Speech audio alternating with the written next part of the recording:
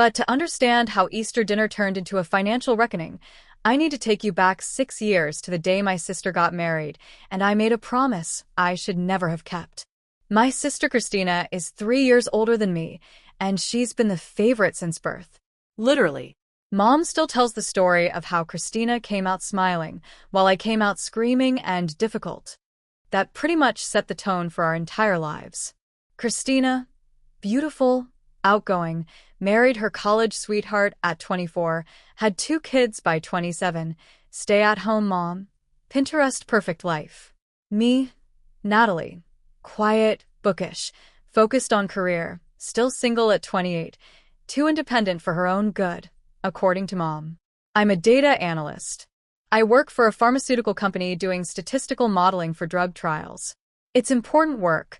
My models help determine if medications are safe and effective. Lives depend on the accuracy of my analysis.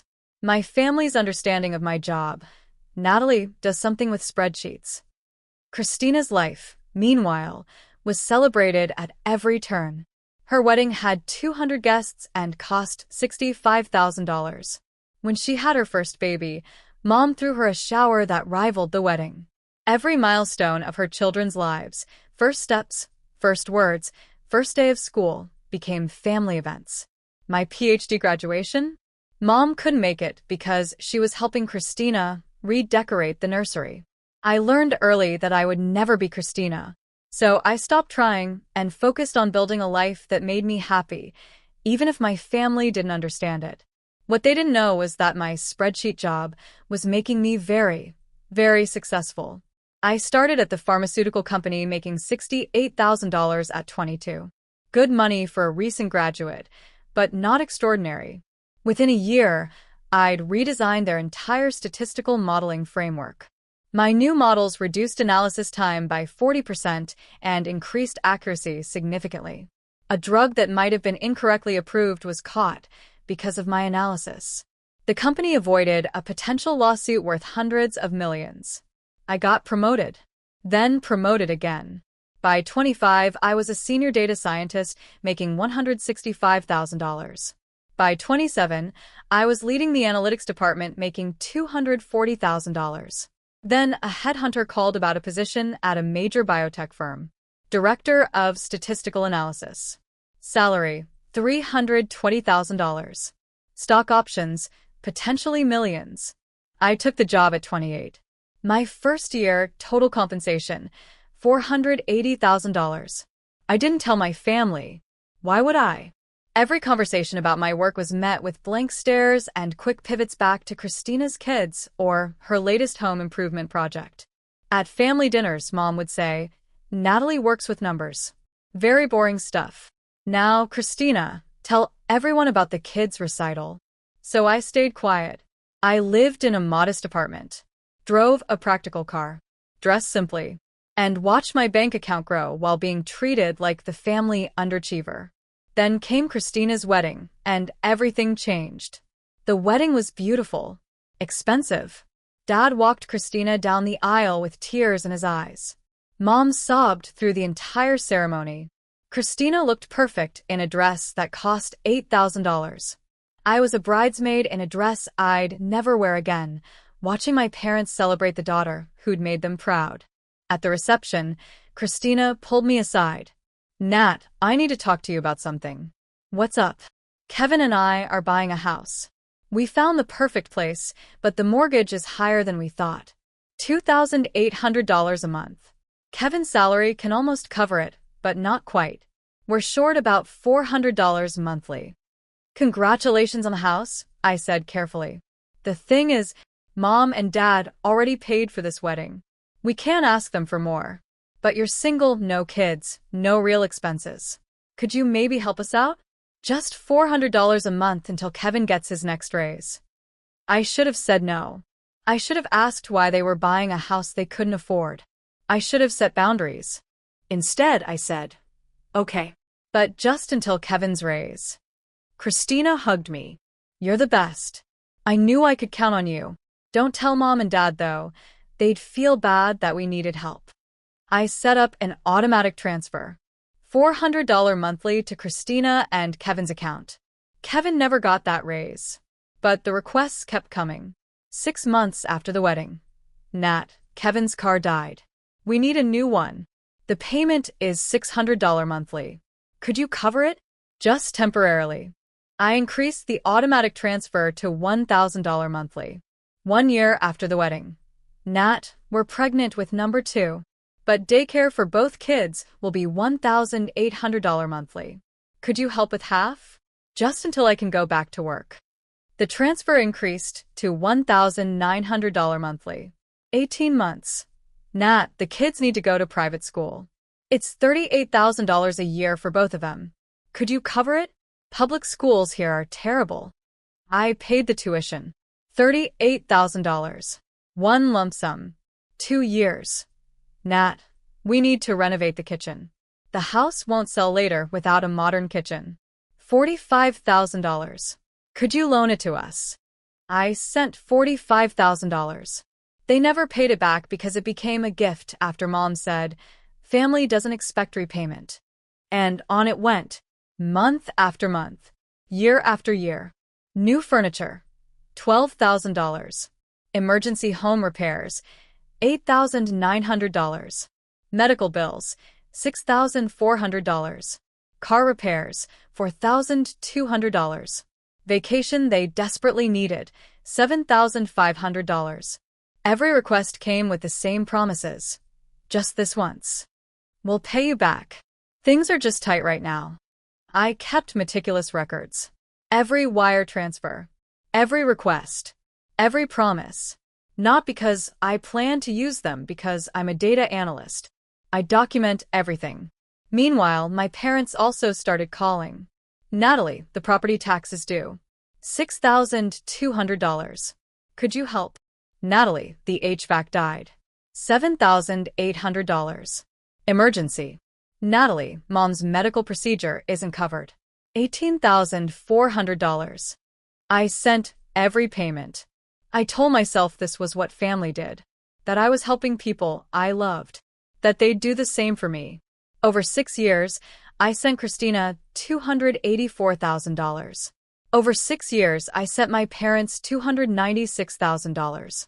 Total, $580,000. I was 30 years old with a net worth of $1.9 million, secretly funding my entire family while being treated like the selfish, self-absorbed daughter who never helped anyone.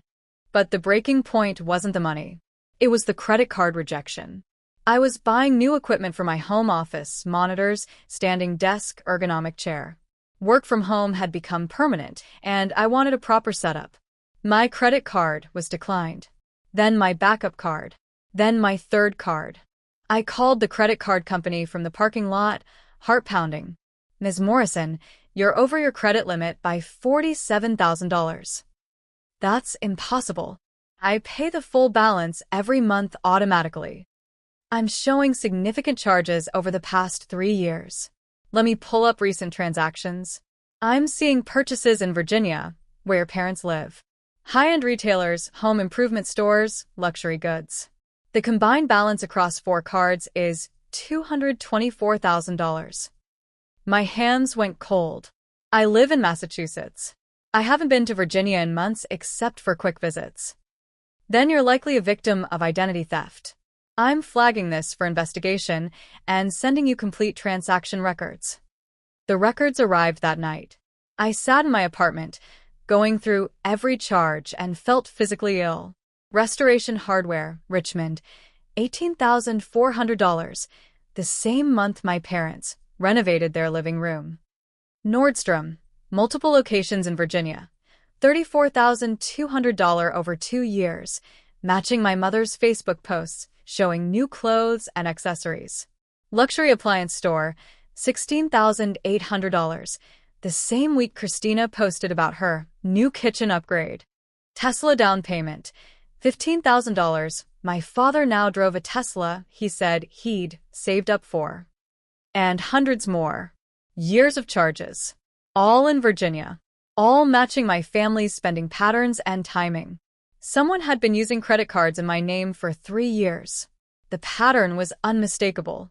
I didn't sleep that night. The next morning, I hired a forensic accountant and a fraud investigator. Find out everything, I told them. Every card, every charge, every account. I need complete documentation. It took them 2 weeks. The results were devastating. The forensic accountant's name was Patricia Chun, and she specialized in family financial fraud. She met me at my office with a comprehensive report. Ms. Morrison, I'm going to be direct. Your family has been systematically defrauding you for at least 3 years. She opened her laptop and showed me spreadsheets. 4 credit cards were opened in your name using your social security number and personal information. The applications came from IP addresses in Richmond, Virginia, your parents' home address, and your sister's home address. Both of them. Yes. Your mother applied for 2 cards. Your sister applied for 2 cards. All were mailed to a P.O. box rented by your sister. She showed me surveillance footage from the P.O. box location. Christina, clear as day, opening the box and removing envelopes. The cards were used to make purchases totaling $224,000 over 3 years. The purchases correlate directly with your family's known activities and locations. She pulled up a timeline. Every major purchase matched with Facebook posts or text messages from my family about their new acquisitions. Your mother used the cards primarily for clothing, home goods, and small luxury items. Your father made larger purchases, the Tesla down payment, golf club membership, electronics. Your sister used them for furniture, children's items, and personal shopping. They were all stealing from me. Together. Yes. And there's something else you should know. The minimum payments on these cards? They've been made using funds that match the timing and amounts of the money you've been sending them. I ser det her. I've been funding my own identity theft. Essentially, yes. You send them money for mortgage and emergencies. They use that money to make minimum payments on cards they fraudulently opened in your name while spending the credit limits on themselves. Patricia pulled out another document. Here's what they owe you. $580,000 in legitimate transfers you made willingly, plus $224,000 in fraudulent charges. Total, $804,000. Can I prove it was them? Absolutely. We have IP address logs, surveillance footage, purchase pattern analysis, location data from their phones matching transaction locations, and forensic signature analysis on some of the online applications. This is ironclad. What are my options? File criminal charges. This is identity theft, wire fraud, mail fraud, federal crimes. Or confront them privately and demand repayment. Or walk away and eat the loss. I looked at the evidence. Years of theft. Years of lies. Years of taking my money while calling me selfish. I want to confront them, I said quietly, publicly, at Easter dinner next week. Can you be there? Patricia raised her eyebrows. That's unconventional. My whole family will be there. Everyone who thinks I'm the selfish daughter who never helps. I want them all to see the truth at once. This could get ugly. Good. I've been paying for their pretty lies for 6 years. Time for some ugly truth. Easter at my parents' house was always a big event. Extended family, family friends, elaborate meal, egg hunt for the kids. 30 to 40 people, all celebrating together. I'd usually attend, eat quietly, listen to everyone praise Christina's mothering skills and my parents' generosity, then leave early. This year, I told my mom I'd be bringing a colleague who was alone for the holiday. She approved. You need to socialize more, Natalie. Maybe you'll finally meet someone. Patricia Chin arrived as my colleague, carrying a professional bag with her laptop and files. The house was full. Christina was radiant in a designer dress, bought with my credit I now knew. Mom was showing off new china, also my credit. Dad was wearing an expensive watch, my credit again. I wore jeans and a sweater, blended into the background, watched and waited. Dinner was served. Ham, scalloped potatoes, asparagus, fresh rolls. Everything looked perfect. Everything was a lie. Then, as dessert was being served, Christina raised her wine glass. I want to make a toast. To Mom and Dad, who've always been there for us, who've taught us the meaning of family and generosity. Everyone raised their glasses. And to my wonderful husband Kevin, who works so hard for our family. More applause. Christina looked at me. And I guess to Natalie, well, who's here? Awkward laughter. I smiled politely. Mom jumped in. Natalie is just so focused on her career. We're proud, of course, but family requires sacrifice. Christina understands that. She gives so much to this family. Dad nodded. Your sister is always there when we need her. Always helping. Always thinking of others. I cut my pie into smaller pieces and said nothing. Then Mom's voice turned sharp. Natalie, I wish you'd learn from your sister. You're so selfish sometimes. Always thinking about yourself, your job, your independence. You take everything we give you and never give back. The room went quiet. I'm sorry, I said calmly. Could you clarify what I take from you? Emotional energy. Worry. We worry about you constantly. Single, alone, married to your work. That takes a toll on parents. You're the selfish one who takes everything, Mom declared. While Christina actually helps this family. I stood up slowly, walked to my bag, pulled out my laptop. Actually, Mom, I think we should look at who's been helping who. I opened my laptop and connected it to their TV. The screen mirrored. Everyone could see. What are you doing? Dad asked.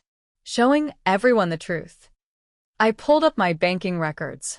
6 years of statements. Highlighted every transfer to my family. This is my bank account. These highlighted transactions are transfers to this family. I displayed the first page. Rows and rows of transfers. To Christina and Kevin, $2,800 monthly for mortgage help. Every month for 6 years. That's $201,600. Christina's face went pale. Additional transfers to Christina, $38,000 for private school tuition, $45,000 for kitchen renovation, $12,000 for furniture, $8,900 for home repairs, $7,500 for a vacation, and various other amounts totaling $284,000 over 6 years. The room was dead silent. Kevin was staring at his plate. To Mom and Dad, $6,200 for property taxes, $7,800 for HVAC, $18,400 for medical procedures, $12,000 for their car, and monthly transfers for various emergencies totaling $296,000 over 6 years. I turned to face my mother. Total amount I've transferred to this family, $580,000. So when you say I take everything and give nothing back, I'd like to know what you think I've been taking. Mom's mouth was opening and closing like a fish. Dad found his voice. You never told us you were sending that much. You never asked. Every time I sent money, you said it was a loan or temporary help. Then you forgot about it and asked for more. Over and over for 6 years. Christina was crying. Natalie, I didn't realize. You didn't realize you'd been taking $284,000 from me? How do you not realize that? Then Patricia Chen stood up. Excuse me, everyone. My name is Patricia Chen. I'm a forensic accountant. And I'm afraid there's more. She pulled out her own laptop and connected it to the TV. While Natalie was sending her family $580,000 in legitimate support, her family was also stealing from her. She displayed the credit card fraud evidence. 4 credit cards were fraudulently opened in Natalie's name. Total charges, $224,000. The applications were submitted from this house and from Christina's house. She showed the IP address logs. The cards were collected from a P.O. box rented by Christina Morrison Parker. Surveillance footage appeared on the screen. Christina at the post office. Time stamped. Undeniable. The purchases were made by Margaret Morrison, Robert Morrison, and Christina Morrison Parker over a 3-year period. Transaction logs appeared, matched with Facebook posts and location data. New China service, Margaret? Purchased with Natalie's credit. Tesla, Robert? Down payment made with Natalie's credit. Living room furniture, Christina? Natalie's credit. Patricia pulled up the final page. Total fraudulent charges, $224,000. Combined with the legitimate support, Natalie's family has taken $804,000 from her while calling her selfish. The whole room fell silent. My uncle stood up and walked out. My aunt followed. Family friends were gathering their things, making excuses, escaping the awkwardness. I looked at my parents, at my sister, at the people who'd stolen from me while telling everyone I was the selfish one. Now, I said quietly, would anyone like to explain how I'm the one who takes everything? After the exodus of guests, only core family remained. Mom, Dad, Christina, Kevin, Patricia, and me. Mom found her voice first. How could you humiliate us like this? In front of everyone. How could I humiliate you? Mom, you stole from me. For 3 years. While I was sending you money every month. While calling me selfish. We were going to pay it back. With what money? You were making minimum payments using the money I sent you. I was literally funding my own identity theft. Dad tried a different approach. Natalie, we're family. We can work this out privately. Patricia, what would it take for you to forget this report? Patricia's expression didn't change. Mr. Morrison, I'm a forensic accountant, not a criminal. This is evidence of federal crimes. Identity theft. White fraud. Mail fraud. The question isn't what I'll do. It's what your daughter will do. Everyone looked at me. Christina was sobbing. Please, Nat, think of my kids. If you press charges, what happens to them? Did you think of them when you were stealing from me? When you were teaching them that it's okay to take from family and call them selfish for not giving more? I didn't mean. We never thought you'd find out. That's the problem, Christina. You never thought. You just took and took and took, and convinced yourselves I was the selfish one because I wasn't married with kids like you. Because I focused on my career instead of your definition of family. Kevin spoke for the first time. What do you want? Money? We can set up a payment plan. I want the truth, I said. I want everyone who was at this dinner to know what really happened. I want Mom to call every person who heard her call me selfish and tell them she stole $224,000 from me while I was sending her $296,000 in support. That's cruel, Mom whispered. Cruel is calling your daughter selfish while robbing her. Cruel is taking $804,000 from someone and then telling them they never give back. I'm just asking for honesty. Patricia pulled out another document. I've prepared a complete report for the FBI's Financial Crimes Division. Wire fraud and identity theft are federal offenses. You're each looking at 5 to 10 years if prosecuted. The FBI? Dad's voice cracked. This is serious federal crime, not a family squabble. I looked at my family, at the people who'd betrayed me so completely while making me feel like I was the problem. I'm not filing charges, I said finally. Christina sagged with relief. Thank you. But I am done. Done sending money. Done being the family ATM. Done being called selfish by thieves. Natalie, we can't survive without your help, Mom said desperately. Then you shouldn't have stolen from me while you had it. You have 30 days to figure out how to live on your actual income. The mortgage, Christina started. Sell the house. Downsize. Get a job.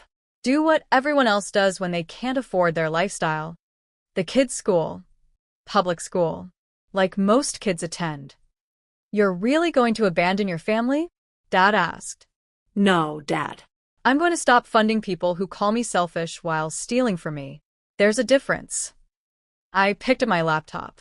Patricia gathered her materials. Patricia will handle all documentation for credit repair and fraud reporting. If you want to avoid federal charges, you'll work with her to set up payment plans for the $224,000 in fraud. The $580,000 I gave willingly? Consider that the cost of learning who you really are. Please. Mom reached for me. We're your family. Family doesn't steal from each other. Family doesn't call you selfish while taking everything. Family doesn't destroy your credit while you're saving their house. I walked to the door. Paused. I hope the china was worth it, Mom. And the Tesla, Dad. And the furniture, Christina. I hope it was all worth losing the daughter who actually loved you enough to give you $580,000 without being asked. I left the house I'd paid to maintain, got in my practical car, and drove away. Behind me, I heard Mom start to cry. Not sad tears. Angry tears at being caught. I didn't look back. It's been 9 months since Easter. Here's where things stand. My parents sold their house. The Tesla is gone. They moved into a modest rental and both got part-time jobs to supplement Dad's retirement. They're living on about $3,800 monthly and struggling. Christina and Kevin sold their house too. Moved into a smaller place. Christina got a job as a receptionist. The kids go to public school now. They're making fraud payment plans $1, $200 monthly for the next 15 years. I haven't spoken to any of them directly. They send emails, letters, apologies mixed with justifications. We never meant to hurt you. We didn't think you'd mind. You had so much. I don't respond. But last week I got a package. Inside was a check for $1,200, the first fraud payment, and a letter from Christina. Natalie. This is payment 1 of 180. 15 years of $1,200 monthly payments to repay the $224,000 we stole. I know it's not enough. Money doesn't fix betrayal. But I wanted you to know we're doing it anyway. I got a job. Real job, 40 hours a week, actual work. Kevin did too. We're both working and it's hard and humbling and exactly what we deserve. The kids ask about you. I told them the truth, that Aunt Natalie helped us for years and we were ungrateful and cruel. That we called her selfish while taking everything. That we don't deserve her forgiveness, but we hope for it anyway. I don't expect you to forgive us. I just wanted you to know. I see what you did for us now. Every month for 6 years. Every emergency. Every request. You never hesitated. You never made us feel small. You just helped. And we repaid you by stealing from you and calling you selfish. I'm sorry doesn't begin to cover it. But I'm sorry anyway. Your sister, if you'll still claim me. Christina, I deposited the check. Added it to a spreadsheet tracking their payments. Because I'm a data analyst, documentation is what I do. But I also did something else. I wrote back. Christina, thank you for the payment and the honesty. I'm not ready to forgive. I'm not ready to have a relationship. I'm not ready to be Aunt Natalie again. But I appreciate you telling the kids the truth. They deserve to know that actions have consequences and that calling someone selfish while taking from them is wrong. Keep making the payments. Keep being honest. Maybe in a few years we can talk. But not today. Natalie. I sent it and felt lighter. Not healed. Not whole. But lighter. I'm 31 now. My career is thriving. I was promoted to VP of Analytics. I'm making $540,000 annually. My net worth is back to $2.4 million. I've rebuilt everything they tried to take. I'm dating someone, a professor at MIT, who thinks my family drama is fascinating from a psychological perspective, but supports my boundaries completely. We're taking it slow. It's nice. My parents and Christina are rebuilding their lives. Slowly. Humbly. Without my money for the first time in 6 years. The extended family knows the truth now. Some took my side. Some said I was too harsh for confronting them publicly. I don't care about those people's opinions anymore. Uncle James called me last month. I always knew something was off.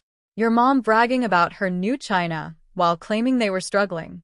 Your sister's perfect life while Kevin barely worked. I should have asked questions.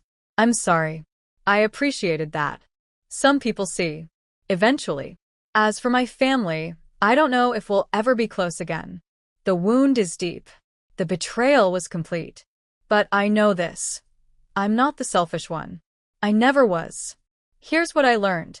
The people who call you selfish are often the ones taking everything while giving nothing. For 6 years, I was told I was selfish. That I took everything. That I never helped. While sending $580,000 in support. While being stolen from for $224,000. While funding their entire lifestyle. The truth is, I wasn't selfish. I was generous to the point of being exploited. And they called me selfish because it justified taking more. My mother declared, "You're the selfish one who takes everything," at Easter dinner.